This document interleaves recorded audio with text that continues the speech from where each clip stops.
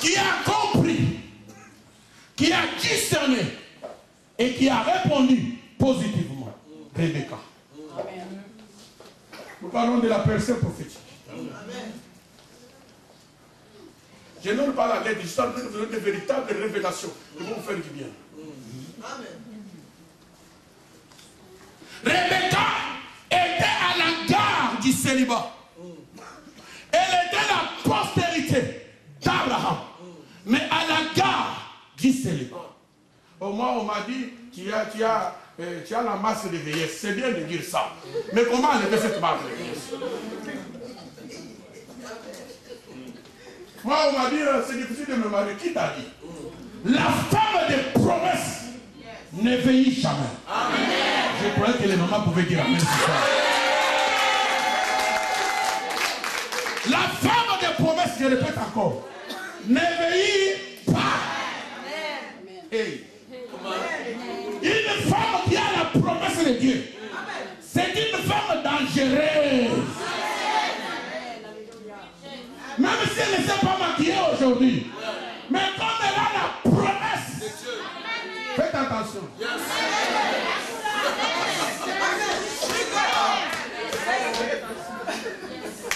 Une femme de promesse n'entre jamais dans les monopauses.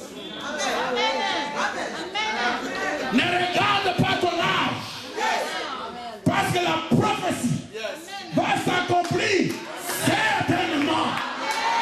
Alléluia. Ne regarde pas ton âge. L'homme ne vit pas personnellement. Mais de quoi?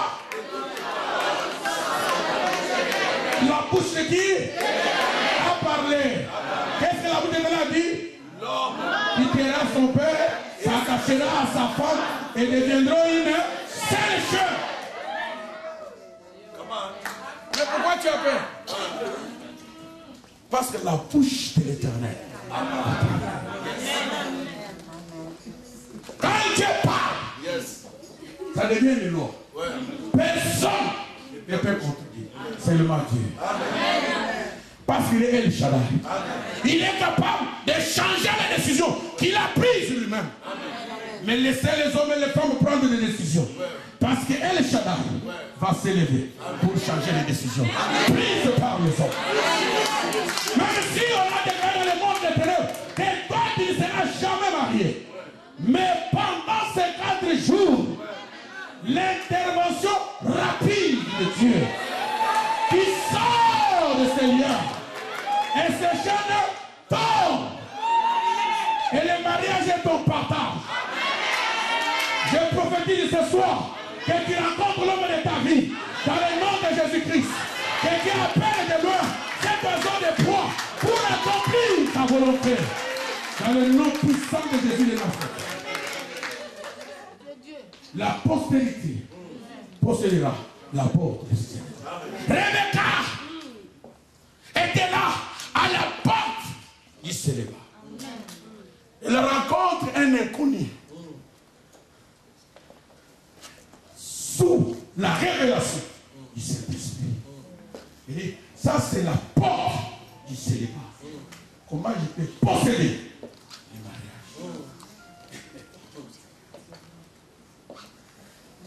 C'est sous cette révélation que Rebecca va accepter la proposition d'Eliezer, sans pourtant voir Isaac, son mari.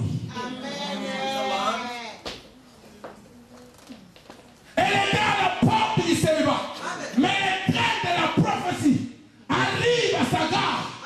Le train fait sortir le mariage. Et le train continue. Alors elle va posséder son mariage. Elle fait tout ce que l'homme de Dieu avait prié. Parce que ce n'est pas notre enseignement de ce soir. Quand ils arrivent dans la famille, on pose la question à Rebecca. Tu veux partir ou tu veux rester? Elle dit, j'ai vu, j'ai entendu et j'ai discerné. Je dois partir. Rebecca n'avait pas besoin de dons, mais elle avait besoin d'Isaac, son mari.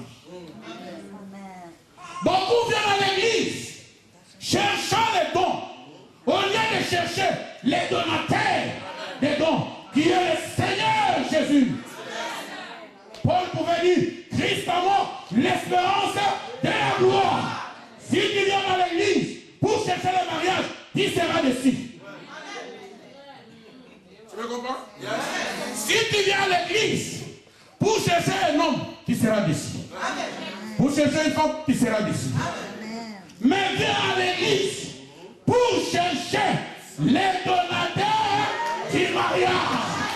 Alors tu as le mariage. On peut applaudir le roi des rois.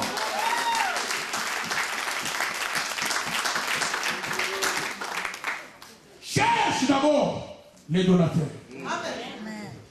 Elle a refusé les dons. Elle a dit, je partirai avec cet homme. L'homme qui n'a jamais vu. J'avais une sœur quand je faisais mes émissions à la télé. Elle m'a appelé, on me dit, prie pour moi. Je vais me marier. J'ai dit, ok. Mais j'ai quand même 10 caractéristiques d'un homme qui va m'épouser. J'ai dit, tu peux m'énumérer les 10 caractéristiques.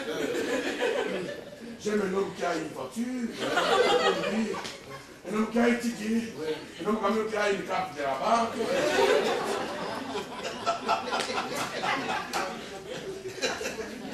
J'ai dit, ma soeur, tu as ta papoté. Alors tu as 10 caractéristiques. Mais si l'homme remplissait les 7, qu'est-ce que tu vas faire? Non, même à l'école, même si tu as 7 sur 10, on te fait passer les soirs, tu as quand même 7. Mais l'homme que tu vois aujourd'hui, il ne conduit pas. On le salue par tous les conducteurs de métro, de bus. Il est connu. Quand tu as connu, ah bonjour, c'est toi. Il est connu par tout le monde. Parce qu'il n'a pas de voiture. Parce qu'il n'a pas de voiture. Mais,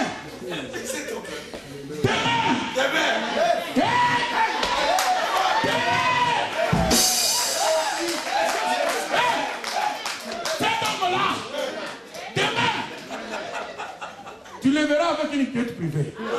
Et tu vas aller chercher du travail dans sa compagnie. Parce que ce que tu es aujourd'hui, ce n'est pas ce que tu seras demain. Je le déclare au nom de Jésus. Ce que tu es aujourd'hui, ce n'est pas ce que tu seras demain. Aujourd'hui tu es célibataire, demain tu seras marié. Aujourd'hui tu n'as pas d'enfant, demain tu auras des enfants. Aujourd'hui tu n'as pas de papiers, demain tu auras des papiers. Aujourd'hui tu n'as pas du travail, demain tu auras du travail. Ce que tu es aujourd'hui, ce n'est pas ce que tu seras demain. Demain est un miracle. Tant que tu vis encore, il y a de l'espérance. Tant que tu vis encore, il y a de l'espérance. Ne marche pas avec les regards inquiets. Que les gens se moquent de toi. Mais ils changeront ta vie. Parce que ton rédempteur est vivant. Il s'élèvera. Et il changera les données de ta vie. Reste seulement attaché. Tu verras la gloire de Dieu. Après la souffrance, il y a la gloire. Après l'humiliation, il y a la gloire. Rebecca possédait son mariage. Mais le mariage n'est pas une fête. Parce qu'après le mariage, il faut les enfants. Maintenant, nous allons entrer. Comment posséder sa fécondité pour nous faire entrer dans la percée. Je n'ai pas lu la Bible. Mais je fais sortir la Bible. Amen. Il faut que la Bible soit dans le cœur. Alors, après le mariage, il faut les enfants. Quand nous sommes mariés, les parents, quand tu as appelé, ils me posaient la question, comment va ta femme? Moi, je dis, elle va bien. Toutefois, comment va ta femme? Moi, je dis, elle va bien. Parce qu'ils voulaient seulement entendre. Si quelque chose a commencé.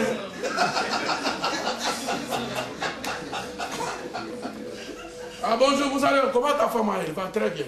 Elle va, ça fait combien de minutes que vous me posez la même question?